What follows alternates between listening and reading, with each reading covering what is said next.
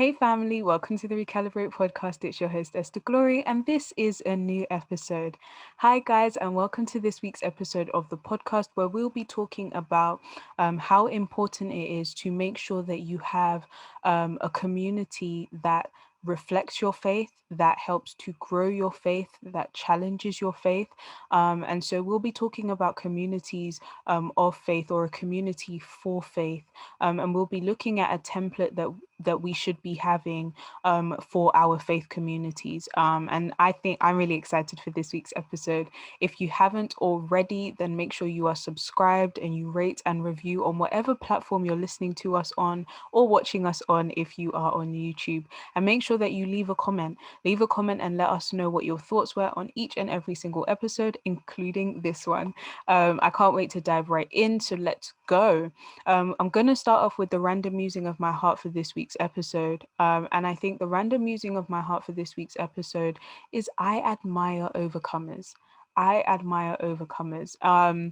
Now, this is just something I've been thinking about more recently when it's come to like my own life and community and friends and things like that. I've been really challenged more recently about um looking at treasure in my communities that like I spoke about in last week's episode, but aside from that, also looking at how people have overcome. I believe that testimonies are a really powerful way to grow in faith, and so one of the things that I am being challenged more and more to do is to look at people's stories if they've overcome something in their past, or even currently are overcoming something, or are going through something, being challenged through something, struggling through something. I've been really challenged at looking at what I can learn and how I can also partner with and pray for my communities. And so, or people in my community, should I say. And one of the things that I've been really loving about my friends and about my family and about my loved ones in general has been how much they've overcome to be where they are today. And even in my own story, hearing other people's stories also challenged me to think about, what have you overcome, Glory? Like, what have you overcome, or what have you been able to see through? What have you struggled with? What have you been challenged by? How has that made you a better person? How has that impacted you? I think sometimes we are in a culture where obviously we do a lot of emotional well-being and a lot of emotional checking in, and we do a lot of checking in on our emotions and our mental health. And I think sometimes it is necessary. Let me make that disclaimer first. It is necessary. I believe it's important. But sometimes because of that, we spend a lot of time doing self-work and focusing on when maybe negative things have come from. But one of the things that I value about some of that journey for me, and also being in this journey of discovering overcomingness in my communities, has been what it's made me spotlight in other people's lives, but also in mine. Like, I remember going through things and I would look at how it's impacted me negatively, or how it's changed my perspective on certain things, or it's made me have a negative perspective on certain things. But more recently, I've been challenging myself to see what good it did me to go through those things, what good it did me to be able to have a positive outlook on certain things and that have happened to me or that I've gone through. And so I've been really challenged to look at how much of an overcomer I've become, and having a new perspective that I've overcome this thing has also allowed me to have more testimonies. Not that like more things have happened, but like, I think sometimes we can have this idea of like, oh, I don't really have a new testimony because nothing major has happened in my life. But sometimes when you look at your story with a different lens or perspective, you can really understand like, whoa, that's a testimony of what God is able to do, or what I've been able to overcome. And you have a new perspective on yourself, you have a new perspective about God, and you also have a new perspective on the situation or the scenario. Sometimes that also allows you to have more grace and understanding for other people that may have been involved in that situation or circumstance, or you have the willingness to now look at it from their perspective, even if you don't feel the need to necessarily offer grace to them. You can definitely still extend compassion. And so that would be my random musing for this week's episode. How many overcomers are in your community? are you an overcomer, and how are you looking at what you've been through, what you've experienced? There are more testimonies, there are a million little miracles in those stories that you may not have grabbed hold of. So they can help build your history with God, and they can also help you trust yourself and love yourself a bit more. So look at your experiences with a different perspective and see if there's a different outcome now that you're more mature in age, in wisdom, in experience. Look back with different lenses and let me know what you find. Um, so yeah, that's my random musing for this week's episode. This week we are going to have a very candid conversation about communities of faith. And we're going to talk about three really key elements that are helping me, but I also feel like will help you to engage in your faith journey in a different way, but also incorporating your community in that journey. Because sometimes we can feel like I have to do this on my own. And sometimes we can also feel like faith is a very private thing. It's something that we grow and develop only by ourselves. But one of the things that really is a game changer for communities, for your faith, sorry, is having community. It's having people that inspire your faith, challenge your faith, speak to your faith, all those various different types of things. And we're going to talk about all about that today. So let's dive right in with principle number one. Principle number one is um, have people around you that challenge your faith. Um, Not in a performative way, not like, oh, I need to do this so they can see that I'm doing this so that they can help me, so that they can believe that my faith is better. No, have people that you are genuinely comfortable and vulnerable with, that can challenge you in your faith. Um, I used to have a very performative mindset when it came to faith and belief in God. And so I had a lot of activity, but there were very few people, if anyone, that I would share my posture with when it came to faith, where I was really at, what I felt, more than just what I thought, but what I felt about faith and what I knew, but what the distance between that and the reality that I was living in. And so I think probably about 6, 7 years ago, I challenged myself to share with one friend um, each like quarter or something like that. It didn't really have a timestamp on it, but just to share with at least one friend regularly about where I was at in my faith. And sometimes it wouldn't just be a friend, it would be mentors, leaders, um, people I looked up to, but I would share with them regularly about where I was at in my faith and the distance between that and where I wanted to be in my faith, so that they could challenge me. And one of the things that began to happen was that beyond the activity, beyond the activity, I was being challenged in a new way in my faith like never before. Um, because what was happening was that I would share things like, I haven't been able to do devotion or quiet time or spend time with the Lord for weeks now. I have been tired. I have been stressed. I haven't slept enough. I haven't eaten enough. Um, I've been going through so much that I just feel like this time, um, or there were times where I'd be going through things and I'd be like, I don't really feel like praying, or I don't really feel like worshiping, or I don't really feel like studying my Bible. And so those were very real things, and they would appreciate that I'm sharing these things. They would always start with, thank you for sharing, thank you for sharing. And it wouldn't just be performative, so it wouldn't be like, okay, let's read your Bible today and let's see how it goes, let's do this and let's do that, or send me an emoji when you've read this. That, first of all, that level of accountability to me is like, uh because I've had people before send me their accountability, whatever it was. I'll send you a message when I'm done, and they've sent the message and it's like, what did you study today? And it's like, oh, actually I didn't study, I just wanted to like get it ticked off and send it to you. So it's kind of like, don't just do it for the activity, but have people who will actually walk with you in transformation more than just meeting the goal. And that's one of the things that really changed the game for me when it came to my accountability, when it came to my faith. I would have people who would pray with me. I can't pray, or I feel like I can't pray, or I don't want to pray, because those are very different things. But like telling people this and them saying to me, you know what, I'll pray for you, and they'll spend time praying with me on the phone, sharing what God has to say, on those phone calls or on those FaceTime calls. I remember getting random messages from strangers actually saying like, I believe God is saying this to you, and stuff like that. Or not strangers, but like people I wasn't like really cool with, or like close with, but like people who would literally be saying like, I feel like this is what God is saying, or God placing me on one of my friends or my leaders or someone's mind, and them saying like this is what God is saying to me about you, or I feel something, what's going on, and me being able to share, and them being able to walk with me on the journey and through the process of developing in spiritual disciplines, which we are still going to talk about. I don't think I've forgotten.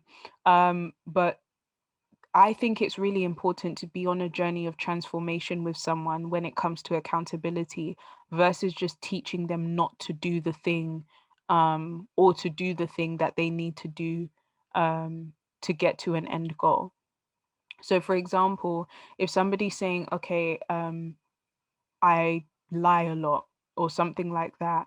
If someone shares that with me, it's thank you for sharing that with me. Where do you think this started? Where did this come from? Of course, I'm not a counselor or a therapist, but sometimes helping people dive to the root of a thing can help them have more understanding about who they want to become. Okay, what's the end goal in this? I don't want to lie anymore. Okay, let's check your language. Let's check what you're afraid of. Let's check why you may be like this. Let's go from the root and walk on a journey of transformation. And it takes time. It takes time to disciple the soul into a new way of thinking, into a new way of living, especially if you've been like this for a long period of time. So, for example, if I haven't been studying the Bible for a few weeks, then that didn't just start today. It's been a few weeks, it's been days, it's been a month, it may, whatever the case may be. There has to be a journey of transformation at the root to be able to see the fruit of me getting up every morning at 5 or 6 a.m. to study my Bible. And so, one of the things that we must look out for in our communities when it comes to being on our faith journey is more than just people who will are militant and will help you to meet the goal, because you can still meet the goal with activity and have the same posture you had at the beginning of the process. When you're looking for accountability, look for people are who have compassion and patience, not to allow you to stay where you were, but to engage with you in this process of you being transformed and changed on the journey, versus just being goal oriented and ticking off something. And that really changed the game for me, because when I would change from people who would just make me do the activity to people who would engage in an almost pastoral nature, if not pastoral nature, to walk with you on a journey of accountability, it changes the game forever. It makes you humble. It makes you humble because they're not just allowing you to tick off, oh, I've done devotion today, and go on about your business until you're struggling again. They walk with you, and they make you pull on things that you wouldn't necessarily pull on. So there's a requirement for humility for you to go into that process, because you have to assess yourself. You have to be a self-aware. You have to do some digging internally. And so um we have criteria for everything, but if you're going to add anything to your criteria of people you allow to hold you accountable, or people that you ask to hold you accountable in this faith journey, it would be people who have a pastoral nature, or the ability to walk with you in it, not to stand afar and show you where the points are and tell you to hit the points or to hit the targets, but people who will walk with you in that. It is not their responsibility to see you be greater in your faith journey or meet that end goal in your faith journey, but their um it is part of what they sign up to when they agree. And that's why I believe like it's not something that we should do with an indifferent or apathetic attitude. If you ask someone to hold you accountable, if you ask someone to disciple you, if you ask someone to be your mentor, it's not just a yeah, whatever. No, this is life on life. And so it's really important that um you have criteria for who you're asking to be in your life in that capacity, um but also they understand fully what you're asking for. And that's why I always say, observe the people that you're going to ask to be involved in your life in such a potent way. Make sure that you are aware and you ask God ultimately. I don't think there's any person I've had in that degree in my life that I haven't specifically waited on God for his word, for multiple signs, for confirmation. So make sure that you, when you're doing this, there's a more reverence on why God put these things or people in place or positions in place in your life than just kind of doing it with an indifferent, everyone else has one, or this is what they say works. But search the scriptures, have understanding for why you're doing what you're doing. I also believe that principle number two, so principle number one was about who you allow to hold you accountable in your faith journey. Principle number two is that search for fruit. This was something that my mentor said to me years ago. But when you're going to involve someone in your faith journey, there has to be a level of, I see what's in your life. I see how you navigate your faith journey. And I am also wanting to navigate my faith journey, or I want to learn certain principles that you have that I can adopt to be able to engage in my faith journey in a different way. And one of the things that he said was to search for fruit, to search for fruit. And fruit, I mean tangible results or evidence that they have a relationship with God, that they love him and that they pursue him, and they um, are on a journey of living a life worthy and um, pleasing to God, basically. I wouldn't say worthy, but like worthy of the call, worthy of saying, oh, I'm a believer in Jesus Christ, because there are standards that the scripture lays out for us as believers, but not worthy in value is what I mean. So yeah, that's one of the things that I now do in my communities, because some of the people that hold me accountable, some of the people that I look up to in the faith don't have titles. They aren't necessarily in a position of leadership. They aren't, some of the people that I look up to the most, they're not even really revered by the people around them or in their lives, but I genuinely admire their faith walk, their faith journey, and what they've shared with me so valiantly has allowed me to see their fruit, and has allowed me to say, you know what, there's a level in my faith that I would like to get to, that they have something that I can then learn from and observe to be able to grow in my faith. And that's something that I would share with you as well. Everyone may be clamoring to that person, and naturally it's in my nature that if everyone is clamoring after something, then I shouldn't be there. It's in my nature to go against the grain when it comes to that. I usually run away from people that everyone is like, I want them, I need them, and stuff like that. So um search for fruit. Search for fruit. They may not be the most popular. Nothing may come of your relationship with them in terms of opportunities or whatever the case may be, but don't go into it selfishly looking for rewards. Go into it with, what can I learn? That's humility. What can I learn? What can I gather? What can be seeds of faith in my journey that help me to navigate in faith and also share with others as well? Because this is nothing we have or we gain in knowledge is for ourselves only, or revelation. These are things that we pass on to other people that are also around us and are searching for us in that capacity as well. But one of the things that I am adamant on doing is searching for fruit, and if I can't find it, asking. um One of the most important things, one of the things that I love about questions is it locates an answer. It locates what you're looking for. Yeah, it locates the answer that you're looking for, or if that answer is even present there. And so one of the things that I love about asking people about their faith journeys and their walks is that you find out things that you might not be able to find by observation. Asking them, what was your faith journey? How did you come to know Jesus? How did you build your faith? What have you had to overcome? Like we spoke about in the random musing. But when you ask those kind of questions, you come into a new knowledge about their faith journey. And sometimes you have to ask for fruit. Sometimes you have to ask for to see um, that tangible fruit or productive fruit in their lives of their relationship with Jesus Christ or their faith journey. Sometimes you have to ask. And more than just them being involved in your life for to help you with your faith journey, sometimes them just sharing is enough. I think sometimes we try to pull, what's the saying, pull blood out of a stone.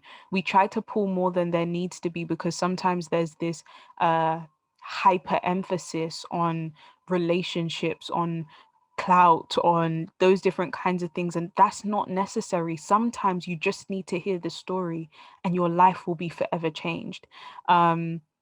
In the last like 2 weeks, I've been hearing different stories of people's health journeys. Some are like my actual friends, others are just like people on the internet that I've been hearing their walks with God, and my faith has been forever changed by them sharing what they are overcoming, what they are living through. And like that's more than enough for me to pray for their healing, to pray for different things like that. But I don't need to try and draw more out of it than there needs to be. Like I don't, there doesn't, the clout that has come, or I wouldn't say clout, but the recognition that has come from them sharing their stories I don't need a way to circumvent that to myself. And that takes a level of security to do, a level of confidence in your own walk with God, your own relationship with God, your own faith journey, to be able to help you to focus in on what you need to get from every season of from every person in your community that's linked to your faith. Like these stories have forever changed my faith, but like that's what has happened. It's changed my faith. I don't now need to be attached to the story to feel like my faith journey is growing. I don't necessarily need to, I can pray for these people. I don't need to necessarily reach out to these people and look for more than what there is. And I think that it's really important that we as believers understand that, because this whole walk with God and Christianity, especially on social media and things like that, it can become very like hyper sensualized. It can become um like it can be it's to be sought after is now the goal, and that's not the case at all. Actually there's a level of humility and um a student like nature. One thing I love about Jesus's ministry on earth, especially in the scriptures, it lets us know that he loved disciples, not just the disciples that walked with him and did ministry with him, but he loved people with a student-like approach, a childlike, is what the scriptures say, a childlike approach to faith and to him. So I think it's really important that we look for fruit in the people that we are wanting to engage with our faith journey with, but also more than that, to go into it sober and with a clear mind, uh, confident in your own faith journey with God, but also understanding that this is their faith journey, and whichever way God has allowed me to cross their paths, there's something that I can learn. And what is that? And it's a very sober and mature thought, but I think that it changes um, it upgrades, I would say it upgrades your faith journey when you go into it with that mind, rather than seeing how you can connect to it, or trying to see how you can be involved in it, or trying to see how you can get a relationship out of it, or how you can get an opportunity out of it, or how you can get more recognition out of it. Um, that's a selfish way to live or to think, and we don't want that approach to things. So it's really important to go into it with a clear mind and sober, one fueled by humility and by the love of God. So yeah, that would be principle number 2. And I would say principle number 3 is to do things often and regularly with the people in your community of faith. I remember living with some of my friends during uni, probably in my second year, first and second year, but mainly in my second year. um I remember living with some of my friends, and we would and even during my masters, I had friends, and we would I still have them, lol. But some of my friends, we used to like pray together often. We would prophesy over each other. We would pray. We would make faith declarations. We would hold each other accountable with devotion and quiet time. We would attend church together. We would literally teach teach each other how to hear the voice of God in a new, fresh, dynamic way, or anything we were learning, we would share. We would study the Bible and we would share, like, oh, this is what I was learning. We used to do Bible studies together and then attend church Bible studies and then go to service on Sunday as well. But we were, and if we saw something, like if there was a teaching that we listened to, a sermon we listened to, a book that we read that we felt like was really impactful, we would share it with each other. We still do it to this day. It'll be like, what are you reading? What are you doing? And we would send each other book links or sermon links or prayer links or whatever the case was. But in that community of faith, as friends, as sisters, we would share with each other our faith journeys, and we would share resources that we were using or that we were accumulating. And we would, like, I remember asking, like, oh, who has my this book about prayer, or who has this book, I need to revisit it. Like, that's literally the approach that we had to our faith journeys, and doing it as a community of sisters. And that's something that really inspired me. And I even share that kind of model of community with my mentees now. Hi guys. All my Recalibrate cohorts and mentees, I share that with everyone now. Like, have a community of friends that you can do faith life with. Like, we talk about doing life with everyone, and doing life with friends, and doing life with family, and doing life with spouses and partners, and whatever the case may be, which are all important. But I feel like doing faith life with people who are committed to doing that work as well in their own faith lives, it inspires something in you. Like, your faith just keeps increasing day by day, because you guys are actively doing work with each other to grow in your faith. And sometimes that can be hard to find, especially if you come into the faith on your own. I know that we are in a technological age as well. So for example, people who maybe got saved during the pandemic, if there's any of you out there, hi. Thank you so much for clicking to listen to this. And I also pray that you have a community. But if you don't, feel free to message us. We have a community of people who are pursuing God wholeheartedly, and we'd love for you to join us. But yeah, there are, like, some people who got saved during this pandemic, and maybe don't know where to go to find that community, or maybe are not don't have the facilities to find that community any other way. Join us. But also, they may not be able to find as easily what I found when we were able to go to church and travel to cities, to go to different conferences and to go to different teachings and to hear different people speak and to read different books. There may not be that one-stop shop for everything.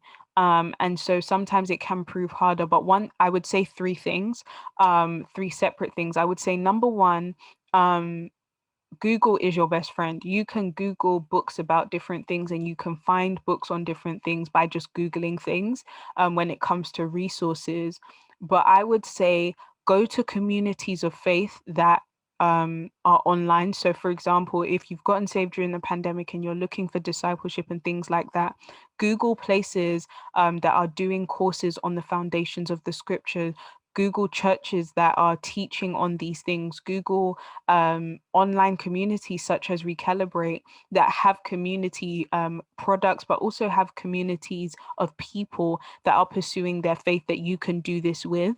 Googling it really helps. Number two, go by recommendation of word of mouth. So for example, if you attend a church, asking someone like, oh, I really want to like get some friends. I want to have people who are on this faith life journey with me. And people's word of mouth recommendations is usually by something they've experienced or they've heard of that's really good as well, by word of mouth from someone else. So I would say go and ask questions and see who can help.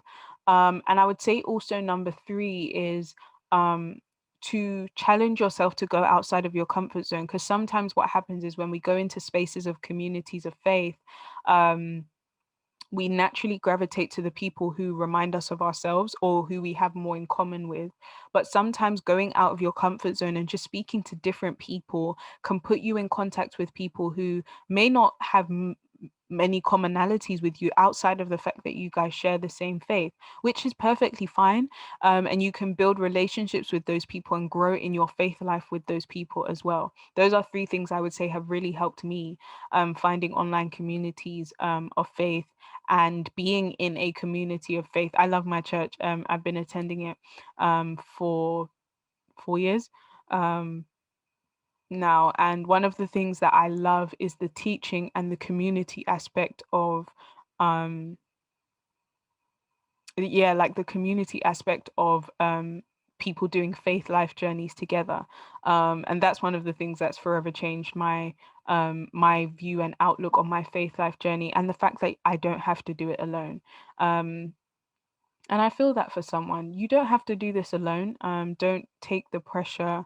It is your responsibility, but it doesn't mean that you have to shoulder the work that it takes to build your faith alone. God is with you in it primarily, but number two, He also gives you people to do it with, other believers that you can engage with this journey, engage on this journey with. So don't feel, if you feel pressure, I pray that you are relieved from that pressure, even right now, in Jesus' name. You don't have to do this on your own. And there are communities for this reason. And so, yeah, those are three of my most important principles, I believe, in building communities of faith. That's really, really, really super duper important. And I hope they helped. I hope that helps you. Let me know in the comments some things that you do to help you build your community of faith, or that you've done in the past. Let me know things that you think maybe I've missed out, or things that you've done that I've shared on this episode that have worked for you as well. Let me know. But yeah, I hope that helps. The Recalibrate challenge of the week for this week's episode is to write a list of things that you are looking for in your community of faith. So characteristics, green flags, red flags, different things that you are looking for when you are building a community of faith. Write a list. And ask yourself, with every characteristic or with everything or person that you're looking for in this criteria of community of faith, also write why you're looking for that thing as well. And that might be able to help you to narrow down exactly what you're looking for, and to search for it in your communities of faith, be it in your church, be it in a youth group, be it in a campus fellowship, be it in a Bible study group, be it in a friendship group that you all got saved together, be it in discipleship or mentoring or pastoring, whatever it is that you're looking for. This may help you to narrow down and to be able to know what to look for. And I hope that practically helps you to be able to engage with a community of faith in a better and more diverse and dynamic way. So yes, guys, you know I love you, and I'll be with you in next week's episode. Make sure that you look in the description boxes and show notes whenever we post an episode, because there's always some gems in there for you. And yes, if you weren't at the Faith Living Masterclass last week, then make sure you go and grab the workbook, which is completely free on www.recalibrateuk.com/resources. I love you all, and I'll see you in next week's episode. Bye.